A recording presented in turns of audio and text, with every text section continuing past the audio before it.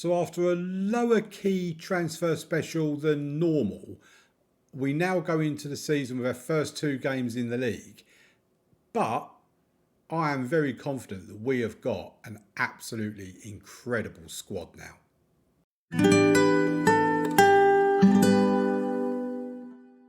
Welcome to the video, everybody. And yeah, as I said in the intro, this transfer special, or yesterday's transfer special, has been a bit lower key than normal. And if we go back over previous seasons of when we've been here at Dortmund, the first transfer or the first season, we spent 355 million, bringing in 151 million. The following season, 505 million pounds spent on all these players, with 343 coming back in on all the ones we sold. Then last season, even higher still, 520 million spent on all of these players, with 386 million coming back in from selling all of these. And then this season, I mean, we've almost broken even this season, 200 million pounds spent. There is another player coming in, we'll get to him shortly, and 172 million coming back in from players that we've sold. And I think it's mainly because we're at the stage where in order for us to bring players in, they need to be of a certain standard. And, you know, we brought in Anthony McCagna from Bayern Munich for 100 million, rising to 130 million, so that he can slot into the anchor role in our midfield. He can also play a little bit further forward as well. He doesn't really suit the roles that we would use. If we go down advanced playmaker and Mazzala, he's like, for Mazzala, he's a star and a half less suited to that role than he is as an anchor. But what we've also done is Christian Sparhu, who is our backup defensive midfielder, he's slotted in. He's going to be playing in central defence along with Ziris and Kalinski, sort of rotating them two around. So it's given us an improvement in the team, but also an improvement in the depth. And then if we look at our other signing, Ruggiero Colombo from RB Leipzig for 45.5 million. He is a backup goalkeeper and he's happy to be back up. He's only 19 years old, already made 12 caps for Germany, by the way. And he is a wonder kid. He looks a really good prospect in goal for us. And I have no problem now if Oberle gets out. I know we've got a top quality backup goalkeeper and he's got 3.5 to 4.5 star potential as well. So really solid signing there. And then Facundo Buonanotte has come in for £54 million from AC Milan, no, from Real Madrid. He spent time on loan at PSG and AC Milan. So the fact he's played for Real Madrid, PSG and AC Milan, he's obviously used to playing for big teams. And he can play on the right. We don't use the middle, but he can play right or left. And he can also do the Mazzala and advanced playmaker role for us in the centre of midfield here. So he covers an awful lot of positions for us. He's 29 years old, so he is advancing in his years. But he's quality, and he's already got an assist in the German Super Cup, put in a good performance in that game. I think he's going to be top quality, and we're going to be using him as an inside forward on the left-hand side. I just think there's a lot of upsides to all three players that we've brought in. And it's also helped us with our registration rules for the Champions League by selling these players, bringing in these players. We've now sorted all that out. Now, if we have a look at the player to come in, for those of you that watched yesterday's transfer special, you won't be too surprised by this. Russell Hamant is on his way in from Everton for 55 million, rising to 60 million. It's 55 million up front with £5 million after 50 league games. And he's just a solid backup option for the Mazzala and advanced playmaker role in the midfield. In all honesty, if we need someone in there, what we'll most likely do is Buonanotte would drop back into that role. Ricard Fontes will come out here. So he's sort of kind of like third choice option, really. So very good signing. He's only 23 years old. He's English. Like I say, he's spent all his career at Everton, done reasonably well for them. Yeah, he's a squad option. So if we look at the finances, I am concerned at the fact that we're £82.6 million in the red and it's the start of the season, because that is just going to go down and down and down all season. But the fact that 55 million will be taken out of our transfer budget, we've currently got £138.1 million left in our transfer budget. That will obviously go down to, 83 million once Hamant's transfer goes through. In terms of our wage budget, we're committed spending with Hamant will be 3.7 million, which means we've still got about 350,000 in the wage budget. So all of that's looking decent. In terms of the dynamics, team cohesion is good, club atmosphere is excellent, managerial support is excellent. If we go to the schedule, again, if you watched the transfer special yesterday, I did show very brief highlights towards the end of the game of both Bayer Leverkusen. We got to see the trophy lift as well in that game. A 3-1 win, Freitas, Rios and Bode with the goals for us. If we actually look at the stats for this game, it looks a lot closer than what it actually was. You look at stats for that, it looks like, well, it's even for shots on target. It's pretty close for XG, pretty close for possession. The fact of the matter is, in the first half, we were totally dominant. 3-0 up at half time. And then we kind of took our feet off the accelerator or off the gas in the second half. And Bayer Leverkusen came back into it, but they only got the one goal. It was a comfortable enough afternoon. And then Herth in the DFB Pokal first round, a 10-0 win in this game. I mean, you can see all the goal scores here. Even Noah Baumgartner got two goals. If you didn't see these highlights, it's worth checking out, even if you just check out the bit for Kennedy Na's goal, because I started the highlight off with his goal, because that is potentially the best goal I've ever seen in Football Manager. I would say absolutely the best goal I've seen in FM24 from the games I've played anyway.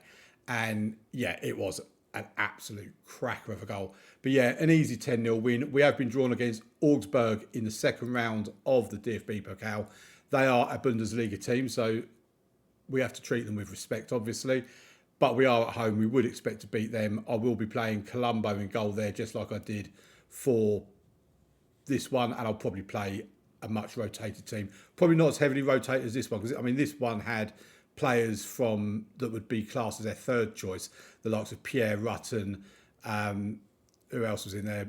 Renzo Drago, Gaston Nunez, potentially even Noah Baumgartner.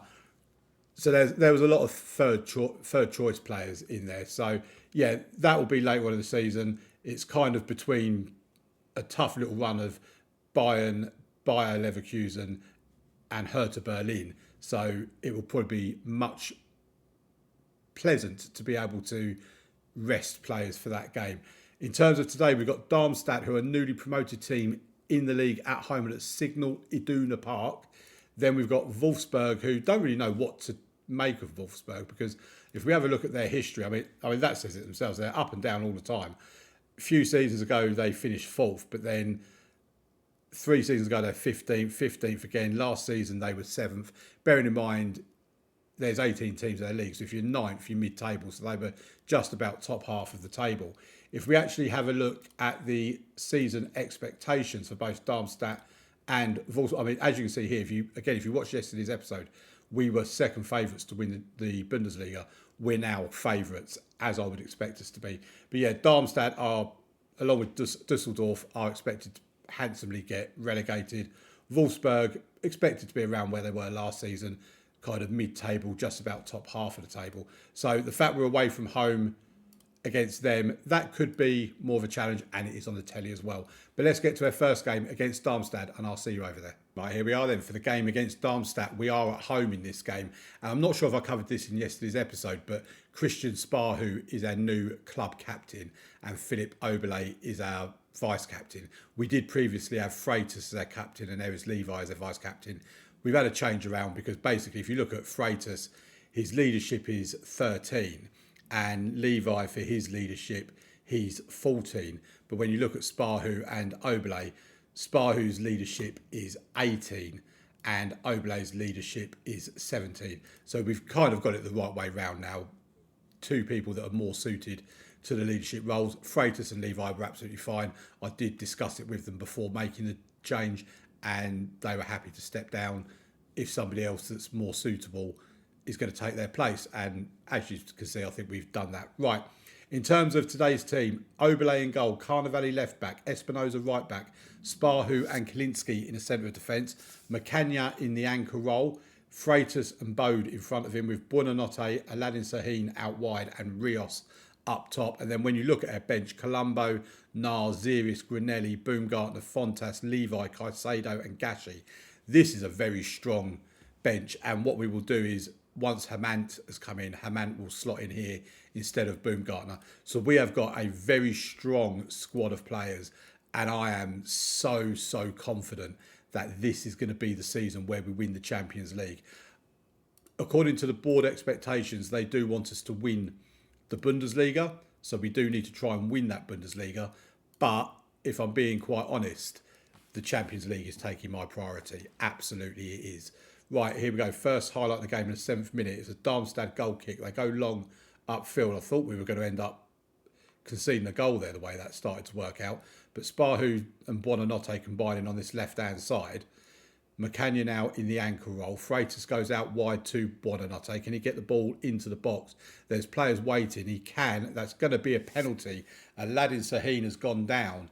And that is going to be an opportunity for us to go 1-0 up from the penalty spot. I'm assuming Sparhu will take the penalty. He is our penalty taker. And he's going to step up for the opportunity to give us a 1-0 lead at home. And he does. He doesn't often miss from the penalty spot. I think he missed 1 and scored 7 last season. He is a very reliable penalty taker for us. And after 8 minutes, we are 1-0 up against Darmstadt. They are expected to get relegated and handsomely relegated, I think, as well. So we should be seeing a comprehensive victory for us today, especially the fact that we are full strength as well. Freitas now goes into the box and I think he's actually hit the post. Well, it might have been a good save from the keeper because it's gone out for a corner. Buonanotte is taking it from this right-hand side, which is quite interesting because usually Carnevali would take it. So Buonanotte has been preferred by a set-piece coach as a corner kick taker. Over on the left-hand side, it's Freitas to take the corner, puts the ball in towards the box. Espinosa heads it back in again, and the keeper makes a comfortable enough save. And the highlights, I do feel like the highlights are going to be thick and fast in this game. So it's with Kalinski. He gives it to Freitas. Buonanotte's through for Sundo Buonanotte, and the shot has been saved by the keeper. He probably should have done better there, to be fair. But good start to the game from Buonanotte. I'm pleased to see him getting involved. Freitas with the corner. Kalinski gives it back to him. He gets across back in again towards Aladdin Sahin, but Espinosa picks up the loose ball. Our attacking right back over on the left-hand side there. Here's Buonanotte again. Goes back to Carnevali and gets it back from Carnevali. I mean, they're just playing 1-2s between the two of them at the moment. And I don't know who Buonanotte was passing that to. But he didn't go to anyone of his own teammates. Here's Macania to Raphael Bode. Oh, he almost found a good through ball there. Freitas finds Sahin. Puts it in the box. Juan Rios has put the ball in the back of the net. I fear this is going to be disallowed for offside. Basically, because of how close he was to goal. He did have a defender with him, so he might be onside, but no, it's offside. So don't get too excited, Damo. You've had a goal disallowed. Some things never change, and they never will change. But you look at that, 25 minutes into the game, we've got an XG of 2.15 already. Carnevali to Macania now as the next highlight starts in the 27th minute. Sparhu to Kalinski to Bode. That was a bit of a wasteful opportunity. There's a couple of times now Raphael Bode has given the ball away. Well, that's a poor goal kick. And Sahin, it's going to be another penalty. Now, we are in a thing here. I don't usually like having the same man take 2 penalties in a game. But I'm going to leave it because he is usually very reliable, Christian Sparhu. But an opportunity to put himself on a hat-trick from the penalty spot for a 2-0 lead, and he's missed it. And that's exactly why I don't like having the same man take a penalty, because I just feel there's more of a chance they're going to miss on the second one.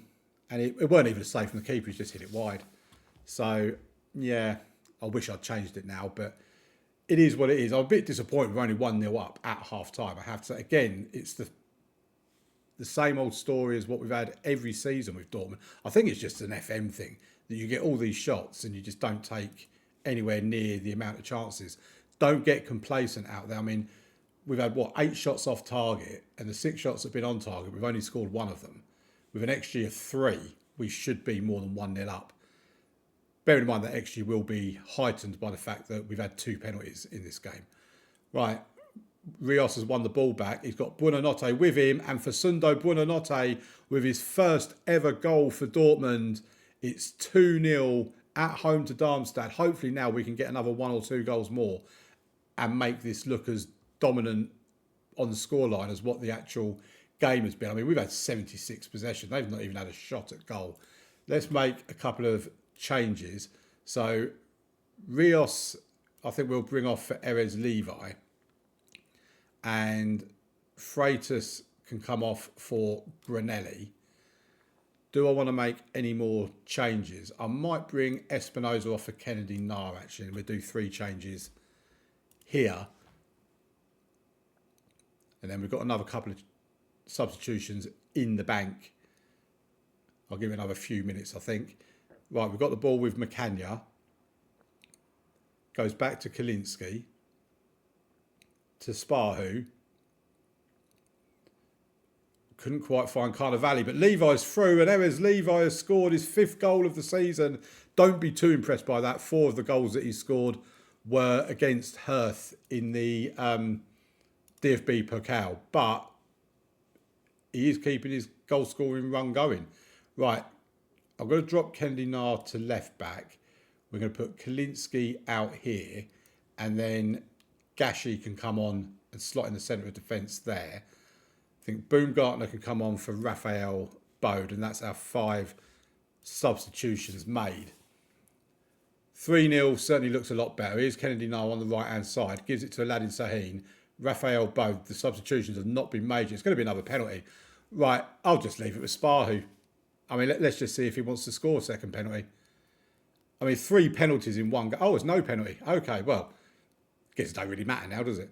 But that would have been... I don't think I've ever seen 3 penalties in one game, so I should really have been able to tell from that. But we're into the 90th minute, 4 minutes of time to be added on. A 3-0 win at home to Darmstadt on the opening game of the season. I'll take it. It's a win. We were dominant.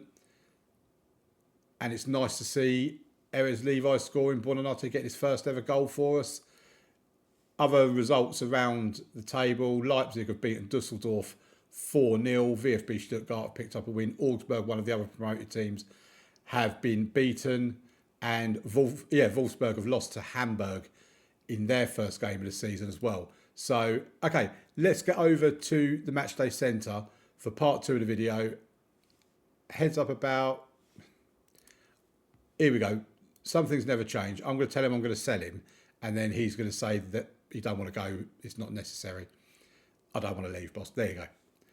Like I say, that's been a thing throughout the whole of FM24 is 95% of the time if a player comes to you and says that they're not happy with their game time, just say you're going to sell them and they'll say it's not necessary. They're happy to be patient. Right, over to part 2. So the transfer window is obviously still open. It's open until the end of August, beginning of September time. And we've just had an offer come in for Alessandro Granelli, who is not a first teamer for me. It does say here, despite RB Leipzig's bid, my client's preferred destination would be Aston Villa. That RB Leipzig have offered me £46.5 million up front with 1.3 million for every game up to 10 games. So it's 13 million basically. The potential value is £60 million. And I kind of look at it and I think I'm going to reject it because it's Leipzig. I don't want to sell a very good player because Granelli is a very good player. I don't want to sell a very good player to one of their direct rivals. But also because he's not worried about going there or not. So, yeah, we're just going to reject that offer. If we get a similar offer from a club outside of the Bundesliga, then I'd be more inclined to accept it. But in terms of their squad, we've currently got 25 players in our squad. So every one of these will be registered for the Champions League. We've got 4 homegrown at clubs. So if any one of these leave, then we need to go to a dev centre, which isn't promising, and bring in someone else that's homegrown at club to replace them. We've got 5 homegrown at nation. So effectively one of them can leave and we can bring in any player, whether it's from nation or outside of nation. And Aladdin Sahin is someone that is wanted by numerous clubs. Crystal Palace, FC Utrecht, AC Milan and Fiorentina. But we have an agreement with him that we will only sell him for £120 million. So unless we get an offer like that come in, he isn't going anywhere. Ricard Fontes is another player. He's wanted by 15 clubs. It's 14 last time I checked. But again, we've got a deal in place with him, or an agreement in place with him, that we won't sell him for anything less than 70 million.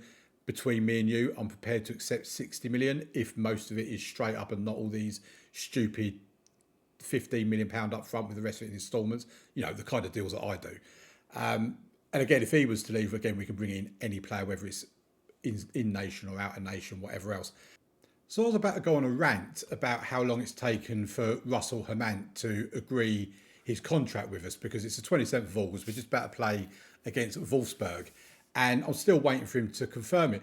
It's already happened. I had no idea this has gone through, but I've obviously must have clicked to accept it, or someone's done it on my behalf, or something's happened, because he's here anyway. £55 million, £56 million taken from the transfer budget. After 50 league appearances, we pay another £5 million, and there's a 40% profit from the next sale in there as well. £125,000 a week. Back up, central midfielder. Lovely stuff. So yeah, he has arrived, which means our transfer budget is currently £82 million. And if we have a look at our inbox as well, we also had this come through that Crystal Palace are stepping up their chase for Aladdin Sahin. And they're saying here a deal worth 88 million. You're £32 million short of what I'm going to accept. So if that's all you're going to offer, you are wasting your time. Right, let's get to the game. And Bayern Munich have recently beaten RB Leipzig in the league yesterday by 2-0. So Leipzig suffering their first defeat of the season at the hands of Bayern Munich.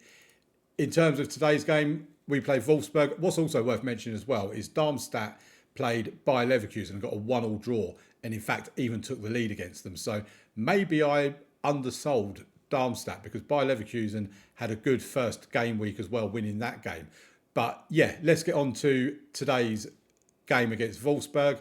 What we will do is bring Russell Hermant into the midfield with Granelli on the bench.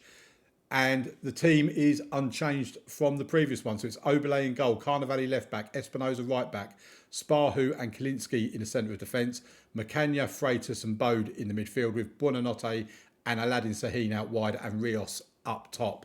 Let's get into it. We are away from home in this game. Wolfsburg did lose on game week 1, but let's not underestimate them. We know they are roughly a top half of the table team.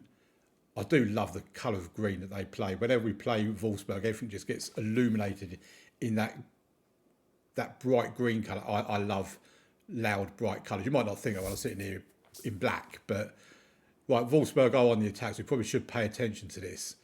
They've got the ball just outside our area. We force them out wide. Carnevale intercepts. Buonanotte can bring the ball away. I think he was trying to pass it to Rios, but it was kind of to nobody really. The highlight is continuing, even though the ball has just gone back to their goalkeeper. So again, it's a long highlight, and these long highlights do quite often lead to goals, as I said before. Oblé now to Sparhu. Oh my word.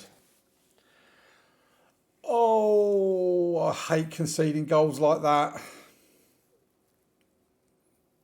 We're 1-0 down on Wolfsburg on the second game of the season. Oh, I feel like that was a Sparhu error that led to that as well. Right, we have the next highlight. Wolfsburg punt the ball upfield from their own penalty box. Carnevale gives it to Macania, to Raphael Bode, to Espinosa. Cross comes in. It's gone in from Aladdin Sahin. I thought it was actually an own goal, but Aladdin Sahin gets his first goal of the season, pulls us back onto level terms at 1-1. Thankfully, that was a quick reply from us, because the last thing I wanted is we got to half-time, we're still 1-0 down. They have a free kick, though. I think that was a save from Oberle, or it could have been off the woodwork. No, according to the stats anyway, as much as they can be trusted, it was a save from Oberle. Right, here's Macania. This is quite a highlight-heavy first half between us and Wolfsburg, and not all the highlights have gone our way either. Right, Sparhu has it, gives it to Freitas, to Bode, finds Espinosa, attacking fullback, puts a cross into Rios. He's hit both posts. Buonanotte to Bode, and it's over the bar. Oh, Rios hit both posts there. Well, that's when you know you're really being unlucky, when the ball hits both of the posts and doesn't go in. Right, we've played just over half an hour. We probably should be 2-1 up at this point, but better XG, more shots on target. They have a throw-in right on the corner line, and Wolfsburg have taken the lead. I feel like we're being robbed here, I really do. They scored 1 goal from a mix-up at the back from us. McCanya's not having a great game. It may have even been his error that led to their first goal, and we are not doing particularly well. You've been terrible so far, sort it out. I kind of had this down as this would be a comfortable win against Wolfsburg. So, yeah. Right, goal kick for them. Can we win the ball back and get an attack on goal? Because time is kind of running out. We are in the second half now. Right, Carnevale does get the ball back, gives it to Spar, who goes back to Oberle. Kalinski to McCanya. We're passing it around. Can we move forward, though, with the ball? Bo just gives it away in the midfield. He's done that a couple of times against Darmstadt. Here's Buonanotte to Freitas. McCanya. Espinosa on the right-hand side. He goes into the box. Oh, Rios just needed to get a touch on that and it would have gone in. Right, the highlight's really pretty much continuing. It's the goal kick for Wolfsburg. They're passing it around and managing to keep the ball as well. We can't seem to win it back at the moment. And this is looking dangerous. They've got a man through. It's going to be 3-1. Wolfsburg are beating us 3-1. This was not in the script. Oh my word, I don't know what to say.